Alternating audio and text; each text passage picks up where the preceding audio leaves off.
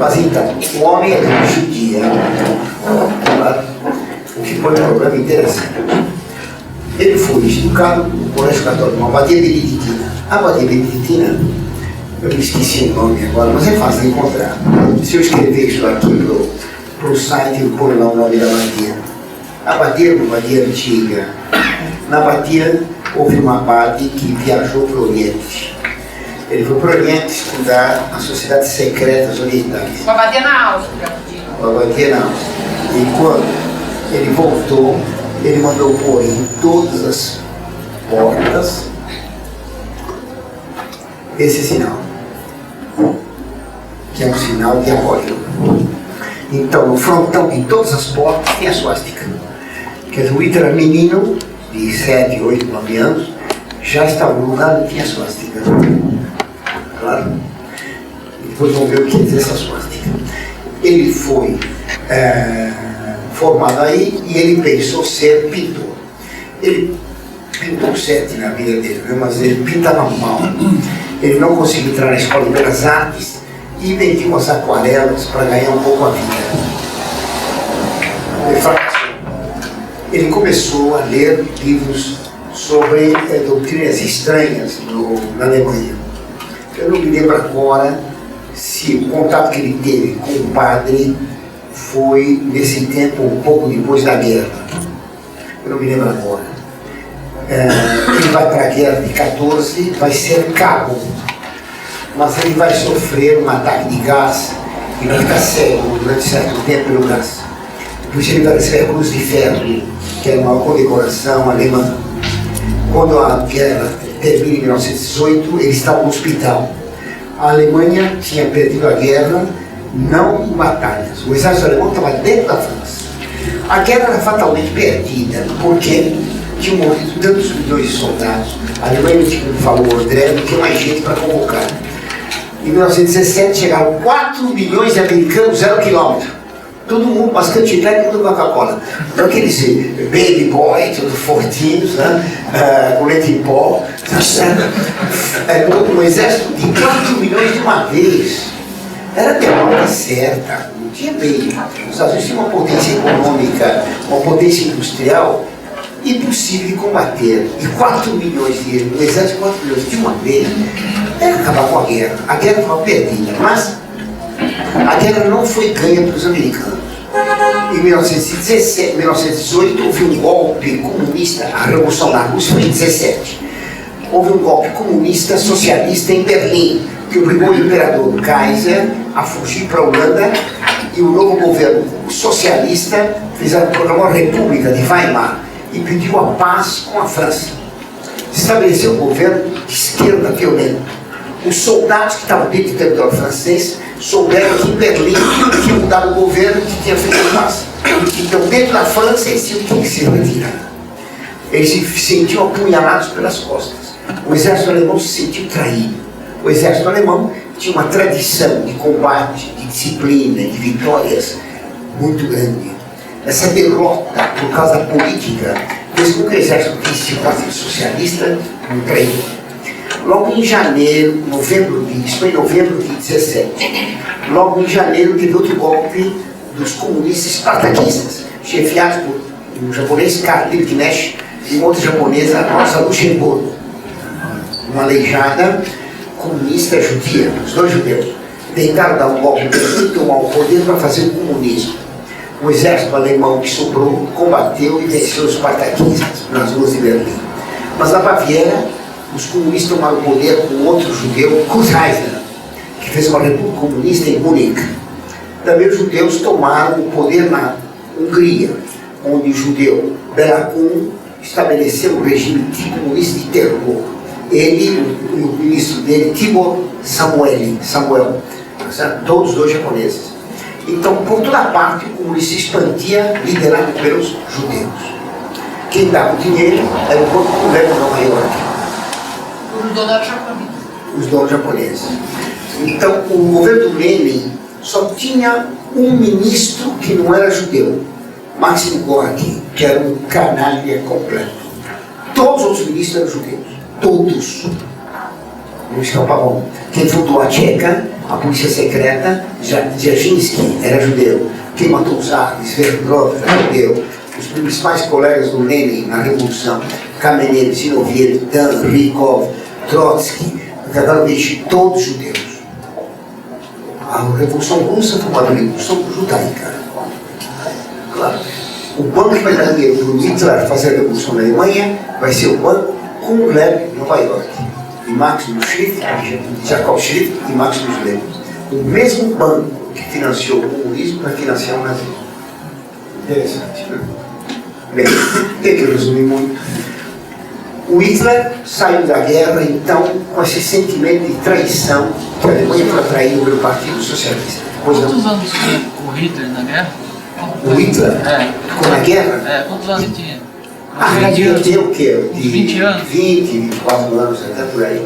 Eu não me lembro mais essas datas. Não pra ter ideia. Infelizmente eu me esqueci todas essas datas. Bem, eu não me lembro quando ele leu essas coisas, foi antes de ir para a guerra ou depois. Ele também estava com uma revista, a revista chamava-se Obdrana. A revista Obdrana era uma revista curiosa. O dono da revista era um fulano chamado Adolf, o nome é falso, Adolf Lanz von Liebenfeld. Esse nome é falso. Isso aqui é falso. O fulano chama-se Joseph Lanz. Joseph Lanz era... O Adolfo também inventava. Adolf Lanz, não é José. Adolf Lanz von Liebenfeld. Von Liebenfeld se inventaram. Esse fulano foi monge beneditino. Ele foi monge numa abadia na Alemanha e na abadia ele recebeu uma instrução do mestre noviço muito interessante.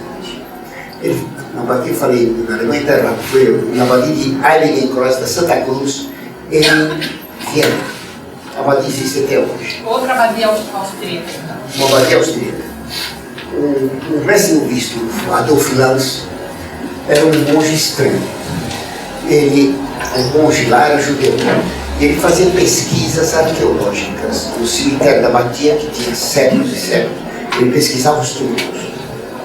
E num túmulo ele encontrou uma pedra tubular sobre o túmulo, uma pedra, e tinha uma coisa gravada, um desenho. Era um homem com um macaco nos ombros. Um macaco montado sobre o pescoço e os ombros. Baseado nesse desenho, que não significa grande coisa, ele montou toda uma teoria. É claro que essa teoria é inventada. A teoria do Adolf, que passou para Adolf Lanz. O Adolf Lanz adquiriu essa teoria, essa doutrina, e depois apostatou. Largou batina e fundou essa revista Obdrana. Ele vai fundar uma sociedade secreta chamada Ordem do Novo Tempo. A revista Obdrana era uma revista que chegou a ter 100.000 exemplares de tiragem. Bastante. A revista pregava a adoração do Deus loiro. Deus loiro. O Deus loiro. Gostado que eu encontrei essa citação, sem falar do Lanz. Quando eu era menino, eu comprei um livreto qualquer na banca de jornal e falava do general Ludendorff, um estrategista alemão da Primeira Guerra e grande auxiliar do herói da guerra, Hindenburg, ficou presidente da Alemanha. E foi o Ludendorff casado com uma mulher dele, claro, Matilde Ludendorff. E dizia a revistinha lá no jornal, uma banca de jornal, que a Matilde Ludendorff adorava o Deus loiro. Eu só guardei essa frase, mas não tinha nem ideia do que era. Depois de muitos anos eu vim saber da Obdrana e que a Obdrana falava do Deus loiro. O Ludendorff era financiador dessa revista. Claro. Consta que o Hitler entrou nessa aula do Novo Tempo. Ele foi conversar com o Lanz, comprou alguns números, era uma revista tremendamente racista. Conversou com o redator Lanz e pediu para ele vender toda a coleção da revista. Tinha saído uns 10 números. Ele comprou toda a coleção Hitler e estudou aquilo. Ele acabou entrando na ordem secreta desse padre, Adolf Lanz, com Liebenfeld. Era tudo baseado na teoria do outro lado. Isso. Essa ordem secreta, maçônica, ela tinha comprado, não sei como queria, um castelo na Hungria. E lá tinha sido hasteada pela primeira vez a bandeira da Ordem do Novo Tempo, que era a bandeira vermelha, lista, com a swastika, que vai ser a bandeira do partido nazista. A swastika negra? A swastika negra, a bandeira vermelha e branca, né? O círculo vermelho com a swastika negra e a bandeira vermelha. Professor, ele leu isso antes de ir para a guerra, quando estava em Viena. Foi antes de ir para a guerra? Eu não me lembrava mais. Você lembra, já enfim, vai me corrigir assim para não errar mais, que eu estou com a memória quebrada. Então, o Hitler pertencia à sociedade secreta do Novo Templo, os Templários, que é uma coisa maçônica típica. O que era essa ordem do Novo Templo? Sabe? Essa ordem do Novo Templo que adorava o Deus. Dizia o Lance que, atenção, que Adão e Eva eram divinos. Evidentemente Adão e Eva eram loiros, de olhos azuis e falavam alemão. Uma língua parecida com o alemão. Quem garante isso? A bem-aventurada Ana Catarina Emmerich. Já os românticos diziam isso. Eva, porém, traiu Adão. Eva teve relações com o macaco e misturou o sangue divino do homem loiro com o sangue dos macacos, dando origem às raças morenas. Raças morenas são todos que não são tipicamente alemães. Então, italianos, turcos, negros, amarelos, qualquer cor que não fosse branquinho de olho azul, era descendente de macaco. E tinha uma mistura de sangue divino e sangue humano. A Catarina Emmerich diz isso. Ela diz isso aqui. Que houve uma mistura do sangue divino com o sangue animal. E que há duas correntes de sangue na humanidade. Uma corrente divina e outra corrente animal. Que é preciso purificar o sangue divino eliminando as raças animais. Como dizia o Darwin, a eliminação das espécies inferiores.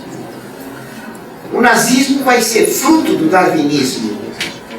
Porque se a evolução progride sempre por meio da luta do mais apto, tem que eliminar os mais fracos, doentes, loucos, tem todos que ser mortos, para triunfar a raça mais perfeita.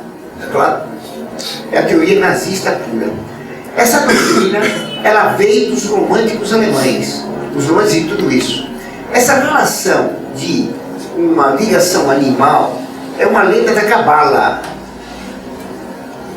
Fala que tem duas primeiras mulheres, Eva e Lilith, que é um personagem feminino completamente falso. Alguns homens descendem de Eva, eles são divinos, outros de Lilith, e são diabólicos, são decadentes misturando o divino e o humano, e tem que ser eliminados. Os românticos diziam isso, a Catarina repete, a Cabala diz isso, e os judeus diziam a Cabala, e o Hitler diz a mesma coisa. A doutrina nazista é uma doutrina de fundo evolucionista e cabalista. Fala da queda de um Deus que caiu na matéria, portanto que inconcebível. Tudo que caiu. A doutrina nazista, ela tem raízes anteriores. O Hitler não só pertenceu a essa ordem, mas tem outras coisas importantes. No processo de Nuremberg, quando os nazistas foram processados, perguntou-se a eles sobre a Thule. E eles disseram, os chefes nazistas no tribunal, a Thule é o começo de tudo. Então, no século XIX, foi fundada a Thule Gesellschaft, quer dizer, a Sociedade Thule. Thule é a capital da Groenlândia hoje, né? Tem uma cidade com esse nome lá. A cidade de Thule. Essa sociedade secreta Thule teve uma importância enorme na Alemanha. Muitos românticos pertenceram a ela, muitos. Evidentemente, Wagner foi na Thule. E todos os grandes pensadores alemães do século XIX tiveram relações com a Thule. Thule quer dizer alguma coisa? Thule, não, um nome só. É um nome, puseram esse nome da capital da Groenlândia. Eles diziam, a Thule dizia que os homens primeiros eram divinos e que tinham, a humanidade tem dois níveis. A humanidade visível, que somos nós, e temos uma humanidade divina superior que vive em Thule. Essa humanidade de Thule, eles têm um controle sobre os homens mágico. E os homens de Thule, eles controlam toda a vida na história e colocam pensamentos em nossas cabeças. Nós somos, na verdade, manipulados pela Thule. por aqueles homens da Tule que vivem, chamamos uma civilização hiperbórea, perto do Polo Norte. Então, por meio dos mágicos, fazia isso. Você fala, isso é loucura. Claro que é loucura. Isso é uma bobagem. Entretanto, a Tule dizia isso. As sociedades secretas são sempre assim. Tem uma sociedade secreta, provavelmente o Nietzsche também era desse grupo. Todos os grandes literatos alemães e filósofos do fim do século passado, do século XIX alemão. Dentro da Tule formou-se outra sociedade secreta. Aqui a Tule, aqui o Vril. A sociedade do Vril. Nem todos da Tule para o Vril. O Vril era o nome da partícula divina que existia em cada homem. Vril? Vril. V-R-I-L-L. Vril. Em cada homem haveria uma partícula divina. Como diz o Vaticano II no capítulo 3 da Gaudium et Spes. Deus colocou uma semente divina em todos os homens. Por isso que se diz na missa hoje, Ele está no meio de nós. Deus não está na hóstia, na missa nova. Está no povo. Diz o padre tem que ficar virado para o povo. Fora aquele que está montado. Bota ele lá embaixo. A hóstia é apenas um símbolo dessa unidade profunda que se realiza quando a minha partícula divina se une com a dele e com a dele, formando então a divindade, a presença. Em hebraico, a Shekinah. Assim como na Arca da Aliança tinha dois anjos, um olhando para o outro, e quando o sumo sacerdote ia no Santo dos Santos, rezando, aparecia uma luz entre os dois serafins, que diziam: Santo, Santo, Santo é o Senhor Deus dos exércitos. A presença de Deus era uma luz que falava com o sumo sacerdote, dando oráculos. Por isso que os profetas dizem: voz do que clama. Então, essa presença luminosa e com palavras de Deus sobre a arca era chamada Shekinah. A Kabbalah é a última emanação da divindade. Por isso, eles defendem o diálogo. Sempre que o padre dialoga com o povo, como estou com vocês agora, entre vocês forma-se aqui a presença, a Shekinah, a divindade. O Senhor esteja convosco. Ele está no meio de nós. Não está na hóstia. É claro que para o povinho bobo não vai se explicar nada disso. O povinho só repete: ele está no meio de nós, sem perceber o que quer dizer. Esses padres embrulham o povo, enganam o povo. Deus estaria dentro de nós. Eu sou Deus, Ele é Deus, nós somos Deus. Um Deus que está dividido e que é preciso fundir, formando a divindade de novo, que não existe hoje, mas tem vias de formação, como dizia o padre de Chardin, um dos inspiradores do Vaticano II. Essa partícula divina dentro de cada um seria o frio. O Hitler foi iniciado na sociedade e um dos iniciadores dele foi o tal de Anton Drexler, que pertencia a uma sociedade ligada ao frio, esquecida. Ele dizia: Hitler vai fazer o mundo dançar. Hitler vai fazer o mundo dançar, mas eu que toquei a música.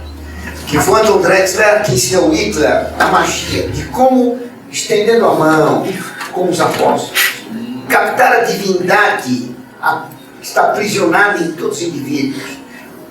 A saudação do Hitler era um gesto de magia negra para fazer a fusão dos espíritos, fazer a comunidade.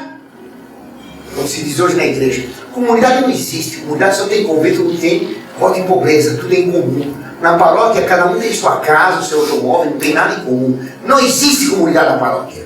Uma mentira. Uma palavra para introduzir o comunismo. Tudo é comum.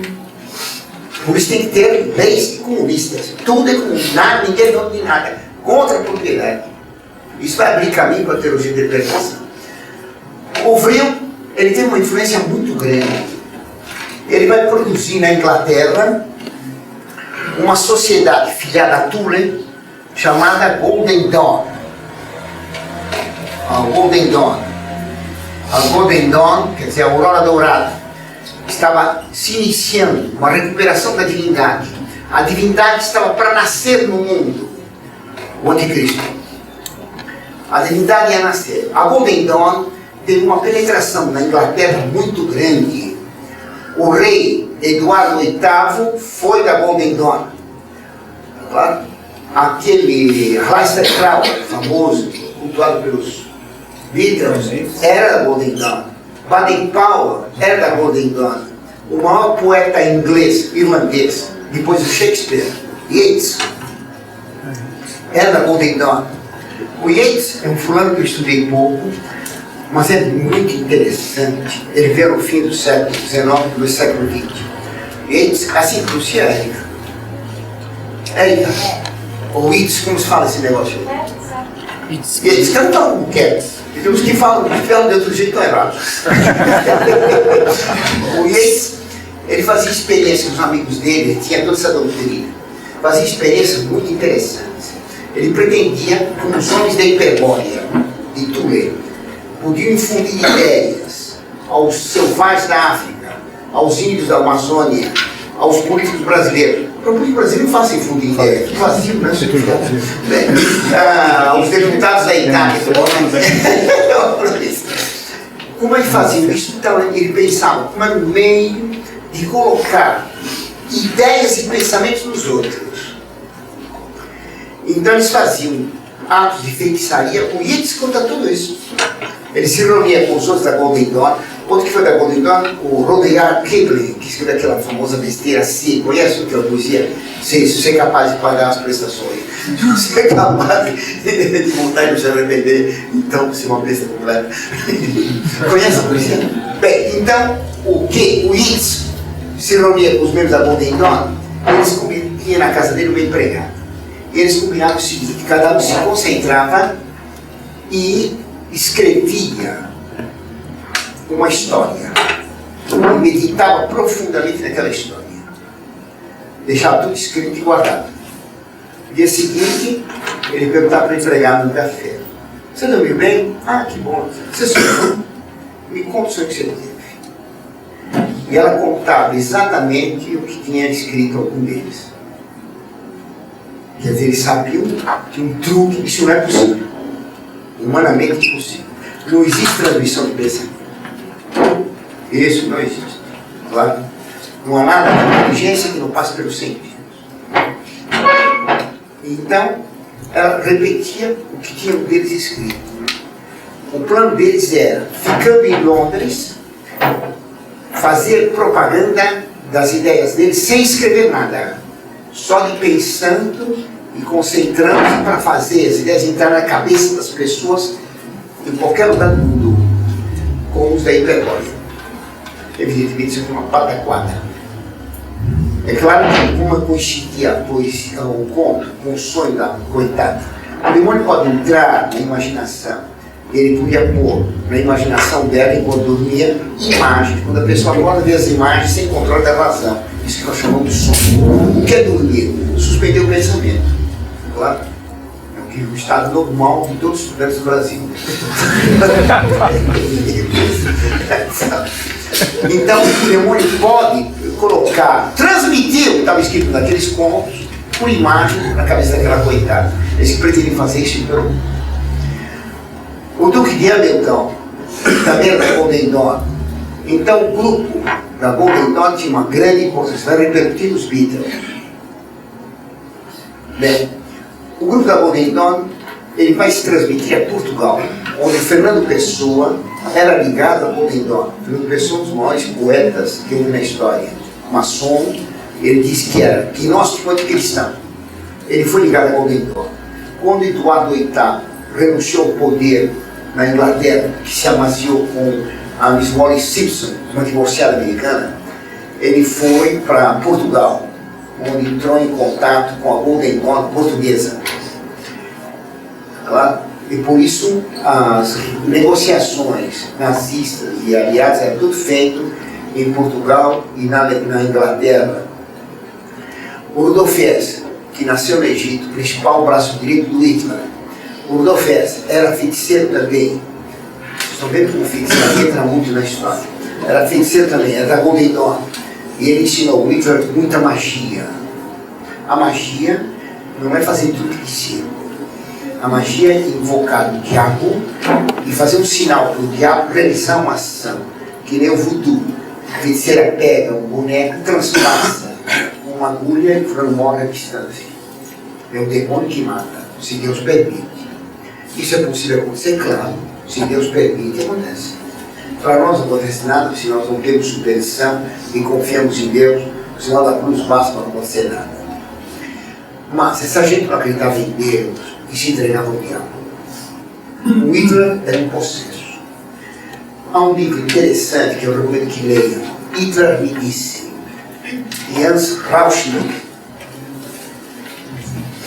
Esse Rauschning. Não existe em português. Hitler. Não sei. Eu tenho, acho que Existe. eu tenho em português. Você tem? Ah, que bom. O Rauschning, ele foi governador de Danzig. Ele foi por causa de Danzig, tinha sido entregue aos poloneses. O Hitler tinha grande vontade de recuperar. Pois tinha muito contato com o governador de Danzig, até poder pegar de novo. Por isso o Rauschning pertencia aos altos círculos do Hitler, onde muito pouca gente entrava. O Rauschning conta no livro dele algumas cenas tremendas. Eu conto uma só para vocês entenderem. Então ele está à noite na residência do Hitler. Todo mundo dormindo, de repente escutam berros tremendos de madrugada, uns berros de terror, um terror, gritos lancinantes. Ele está aí! Eu estava apavorado. Todo mundo corre, o Hitler entra no quarto dele, o Hitler agachado no canto, no chão, mordendo o tapete de medo. Fala, ele está ali, ele está ali, ele está ali. Quem está ali? O homem novo. O Super Zé. O homem da evolução. Ele está ali. Então acalmar um pouco, de repente ele está ali apavorado. Eu vi um homem novo, com gritos tremendos. O Rauschning disse, evidentemente, que era uma visão diabólica. Há um outro autor, Jacques Cartier, que é um jornalista francês, que publicou no Paris Match. Um jornalista francês pode calcular como ele é devoto que não sai da penha, né? Ele era repórter em Berlim no tempo do nazismo. Então ele vai assistir os discursos do Hitler e ele descreveu: esse homem é possesso. Porque evidentemente era um possesso. Pois não. Professor, eu li um livro, era um espião inglês que teve... Como chama? Espião, eu não lembro do nome do livro, eu posso pegar. Mas Sim. o espião inglês, ele foi conversar com o Hitler, e o Hitler estava querendo transferir assim, as ideias dele do nazismo para a Inglaterra. Para a Inglaterra. Foi através da Golden Dawn. Exatamente. E no livro fala da Golden Dawn. O Hitler não tinha ideias propriamente, ele era apenas um fulano possesso que a seita diabólica do Vril, da Tule, utilizou para dominar a Alemanha. A Alemanha é o país mais culto da Europa. Como é que se deixou dominar por aquele animal, aquele estúpido, assassino, horroroso, efeminado? É uma coisa incompreensível. Vocês calcularem, por exemplo, o Goering, os principais auxiliares do Hitler, chefe da aviação nazista, da Luftwaffe, foi herói da Primeira Guerra Mundial. Ele pertenceu à esquadrilha Richthofen, pai daquela que matou os pais aqui. O Goering, durante a guerra, ele só se vestia como imperador romano. Recebia os pilotos heróis de guerra no palácio dele, chamado Carniol, vestido de imperador romano, porque ele se ajudava em reencarnação de imperador. Porque como a evolução admite a reencarnação de nós, ele era um imperador romano reencarnado. Todos os chefes nazistas eram reencarnações disso daqui. O Hitler seria a reencarnação de Klingsor, da lenda do rei Arthur. Quer dizer, umas coisas de louco. A Carniol, o palácio do Goering, era um palácio enorme de mármore. A sala central era a sala da mulher dele, que morreu. Ele morreu de próximo ao corpo. Todo visitante que passar dentro da defunta, saudar a defunta, etc., como se fosse uma deusa. Como Eva Peron, na Argentina, que era outro nazista. Certo? Então toda a ação do Hitler era ligado a essa questão. O que é a swastika? A swastika é um símbolo da alquimia. Para a gnose, todo ser é dialético. Ele tem nele mesmo o contrário dele. Então o apagador tem dentro dele o anti-apagador, o sujador.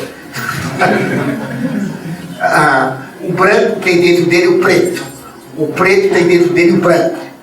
Exatamente como diz a gnose chinesa.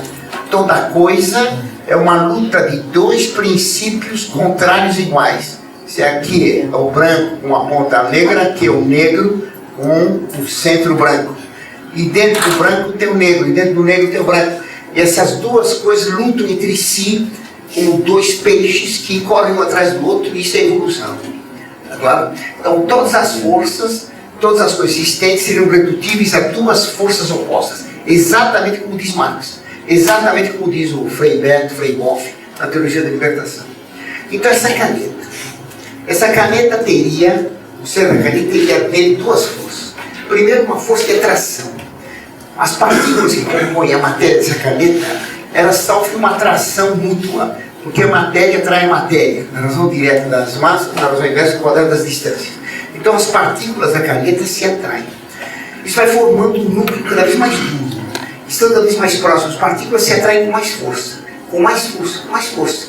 Fica um núcleo extremamente denso, que continuando essa atração, o que aconteceria?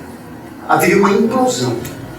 Claro? Essa força de atração é também chamada egoísmo na alquimia.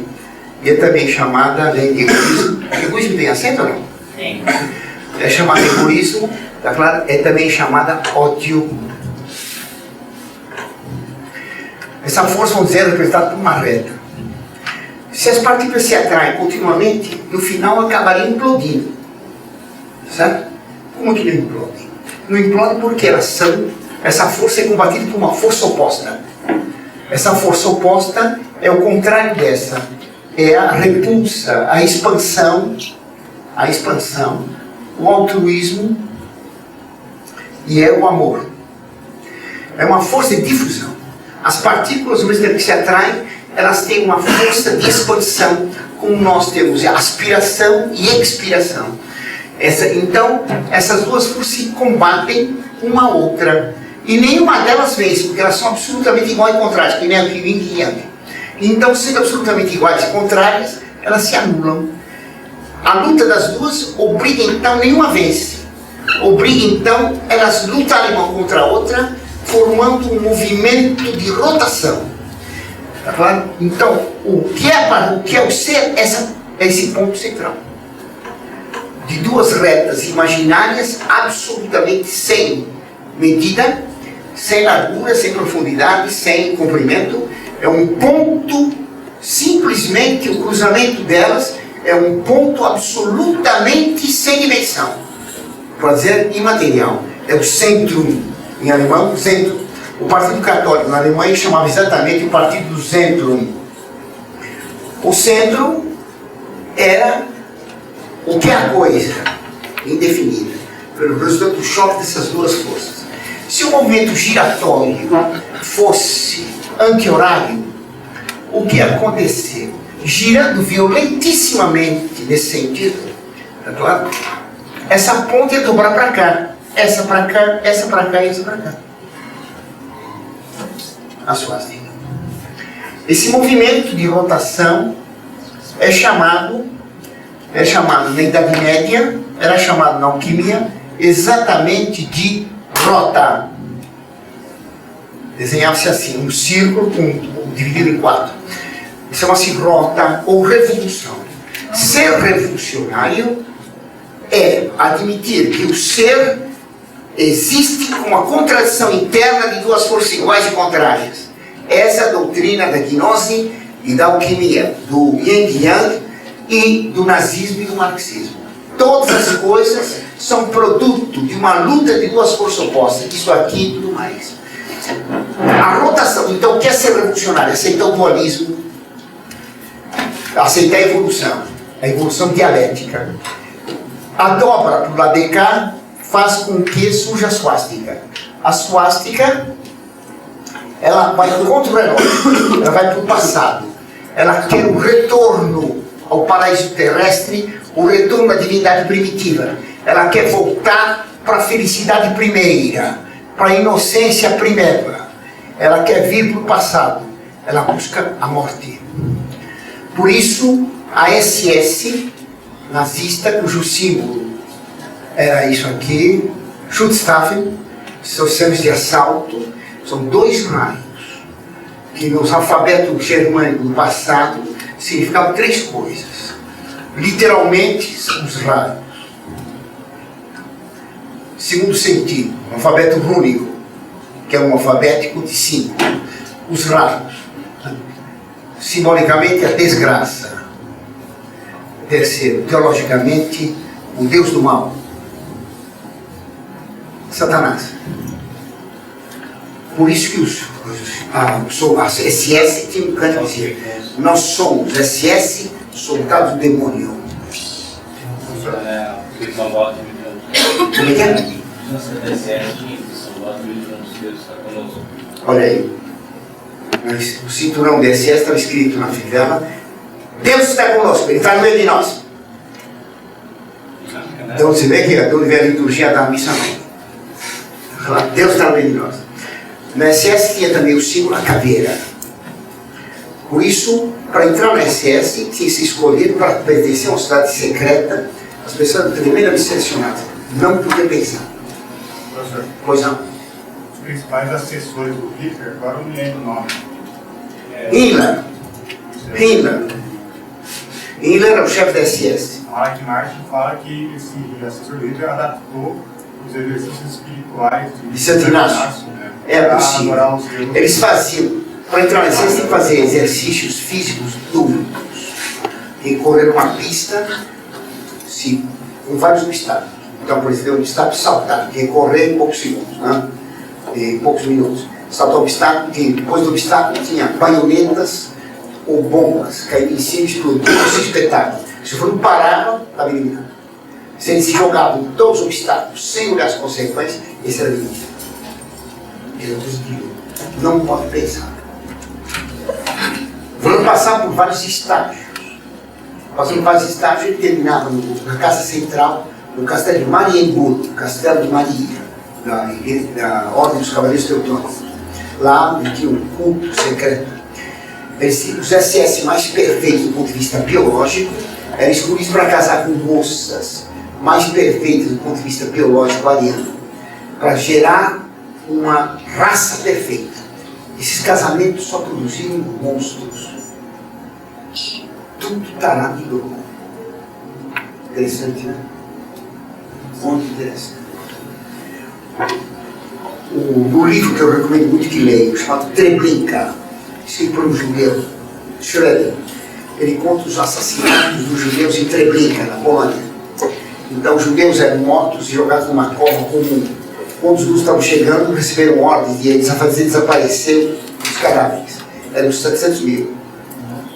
Para queimar tudo aquilo, isso era uma floresta imensa. Então, não havia dinheiro para comprar madeira para tudo isso, nem tinha floresta para tudo isso. Então, começaram a tentar meios de como acabar com os cadáveres antes de chegassem os russos.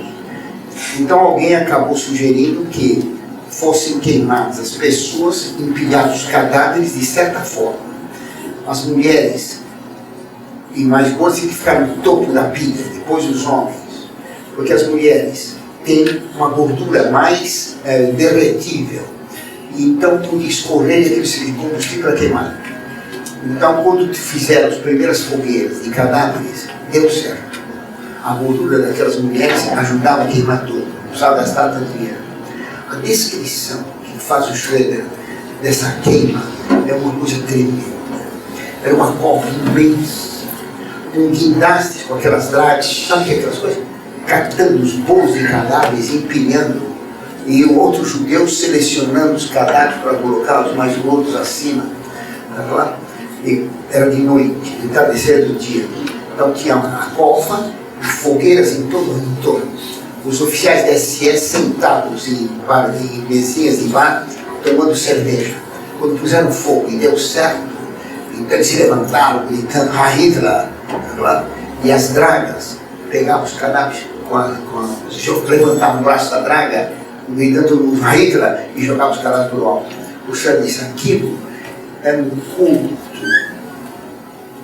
ao Deus do mal, era um sacrifício humanos.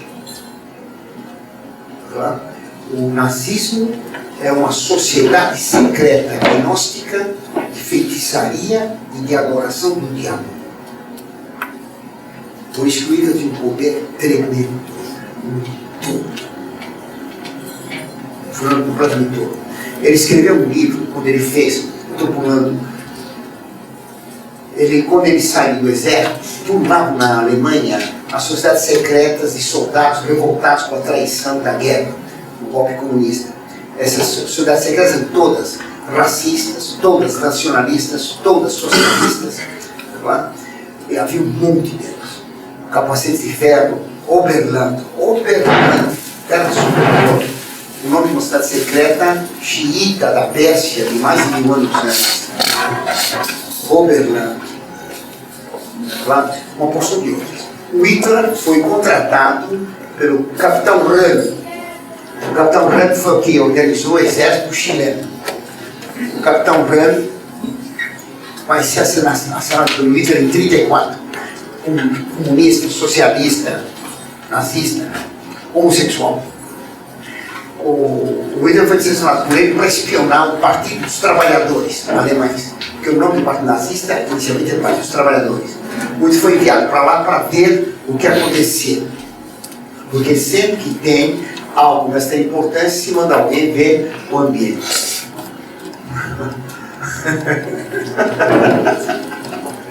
Você compreende, né, cara?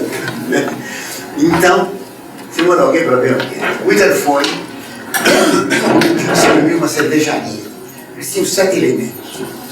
O Hitler foi mandado para espionar.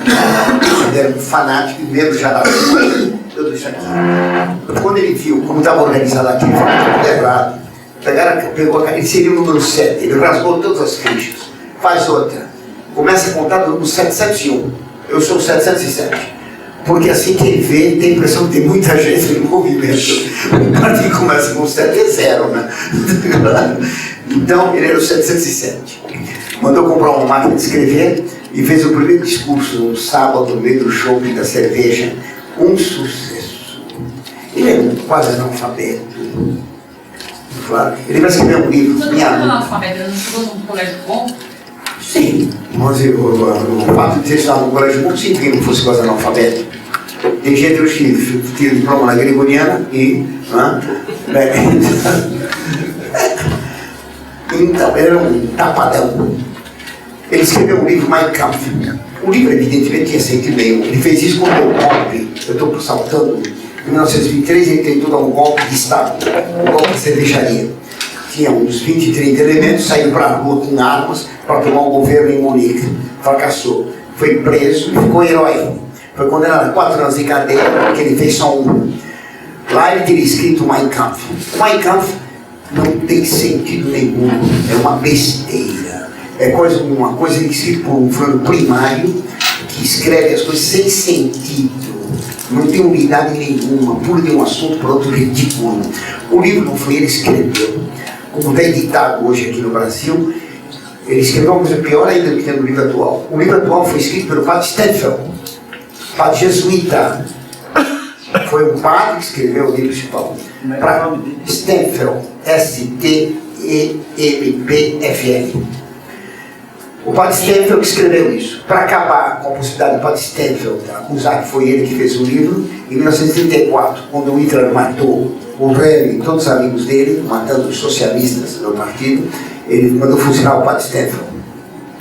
O partido, ele ficou com muito prestígio. O Goering, no golpe da cervejaria, o Goering era um grande as da guerra, ele foi ferido, ficou com um grande prestígio pelo ferimento, e foi depois treinar, ensinar aviadores na Suécia. O avião falhou, desceu num campo numa casa muito luxuosa, onde ele conheceu a Karin, que vai ser a mulher dele. Os nazistas, então, eles foram progredindo pouco a pouco, sempre violentamente contra o comunismo. Na verdade, o partido se chamava Partido Nacional Socialista Operário Alemão. Então, era um partido nacionalista, socialista, operário e alemão. Claro? O programa do partido é exatamente do PT. Exatamente do PT. Então, a economia tem que ser controlada tudo pelo Estado. Claro? O nacionalismo antes de tudo. A Alemanha é para os alemães. Vamos ver depois por quê. Se a América é para os americanos, a Alemanha é para os alemães. Eles eram filhos da Revolução Francesa. O nacionalismo. Se eu vingar a Alemanha, que foi humilhada pelo Tratado de Versalhes, O nazismo, ele era contra o exército, violentamente contra o exército. O Hitler desprezava os generais, dizia que era um bando de cretinos. Nas reuniões com a cúpula do exército, ele pegava os generais pelo cangote e esbofeteava. Firme. Esbofeteava. Dizia que eles não entendiam nada de guerra. Ele que entendia. Porque ele tinha uma intuição tremenda. Vamos ver daqui a pouco uma intuição dele. Um daimon? Um daimon. Ele tinha um daimon. Exatamente. Quando alguém fala de intuição, é para desconfiar. Não existe intuição, existe raciocínio. Então, ele detestava o exército. Para combater o exército, ele fez uma tropa do partido. Essa tropa do partido era chefiada pelo capitão Remy. Era chamada ASA. A SA chegou a ter uma quantidade de adeptos enorme. Não pagavam a própria farda, andavam na rua armados para combater violentamente os comunistas. Nos comícios ele tinha no começo uma guarda de atletas do partido para bater nos comunistas e proteger. Essa guarda foi crescendo de forma SA, que teve acho mais de 1 milhão de soldados. O exército podia ter só 100 mil homens na Alemanha. A SA tinha 1 milhão ou tanto mais, não me lembro mais. A SA era dominada pelo Goebbels, que era comunista. Os capitalistas alemães, os industriais, financiavam o Hitler contra o comunismo. O Hitler, para fazer a revolução, recebeu dinheiro do Banco Lenin em Nova York, mesmo que pagou para o Lenin na Rússia. Quem pagou o Lenin pagou o nazismo, porque são duas pontas da mesma pinça para pegar a sociedade assim. Fulano que é contra o nazismo fica comunista, quem é contra o comunismo fica nazista. Então os católicos bestas contra o comunismo materialista caiu no nazismo, que queria ordem, disciplina militar, honra do exército, heroísmo, combate. Então os católicos ingenuamente se deixavam enganar. Tá claro? O comunismo era muito vigoroso no partido nazista. Eu não me lembro da data agora, quando o propagandismo, a propaganda do Hitler, o Goebbels, católico, aleijado de uma perna, né? O Goebbels, católico, tinha 6 filhos. Se dizia na Alemanha que a mentira tem a perna curta, mas a mentira, como é marido, tem uma perna curta, que era o Goebbels. O Goebbels era uma coisa tremenda. Ele tinha uma capacidade de ilusão assim, incrível. Vocês calcularem, os russos estavam a 100 metros para tomar o lugar em que o Hitler estava escondido, em 1945, a 100 metros. Ele falava na rádio e a Alemanha inteira acreditava que eles iam vencer a guerra. A tropa russa estava um quarteirão do onde estava o Hitler. Estava tudo acabado. Os americanos tinham tomado toda a Alemanha Ocidental, os russos tinham tomado a Alemanha Oriental. Os alemães acreditavam que não era a guerra. De tanto que ele era convincente. Esse homem escreveu no jornal nazista, em 1920 e pouco, no Angriff, o seguinte, ao Partido Comunista: quando poderemos caminhar lado a lado, ombro a ombro, nós que combatemos pela mesma causa? Quando poderemos fazer saber que o Partido Comunista e o Partido Nazista são, na verdade, uma só coisa? O Hitler deu uma bronca tremenda.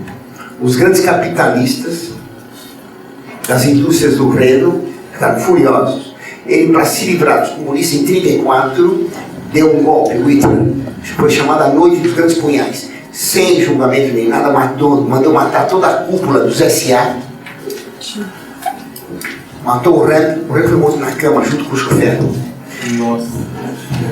Mataram os dois lá. O Padre Stenfield, mataram uma porção de gente. Algumas coisas mais da vida pessoal do Hitler também foram eliminados. Eu me lembro agora uma prima dele, que me lembro mais. Uma prima com quem ele quis se casar, acho que foi isso, não lembro mais. É isso, uma prima com quem ele quis se casar. Ela recusou e mandou matá-la.